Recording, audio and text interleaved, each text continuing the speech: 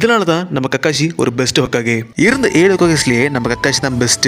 ஏன்னா தனக்கு முன்னாடி இருந்த ஹொக்காகே செஞ்ச தப்ப நம்ம கக்காஷி செய்யல. அதே மாதிரி முன்னாடி ஹொக்காகே செஞ்ச நல்ல விஷயங்களையுமே கக்காஷி எடுத்துக்கிட்டாரு. நம்ம டோபிராமா தான் ஜூனியர் எக்ஸாம்ஸ் உருவாக்கி இருப்பாரு. ஆனா நம்ம கக்காஷி அதை ரொம்ப சேஃப்டியா மாத்திருப்பாரு அவருடைய அந்த டைம் பீரியட்ல. அவரோட டைம் பீரியட்ல தான் நம்ம கொனகா டெக்னாலஜிக்கலி ரொம்ப டெவலப் ஆக ஆரம்பிச்சிச்சு. நம்ம அன்பு பிளாக் காப்ஸுமே கிட்டத்தட்ட ரீபில்ட் பண்ணிருப்பாரு நம்ம கக்காஷி. நம்ம கக்காஷி டைரக்டா ஒன்று ஹொக்காகே ஆகல.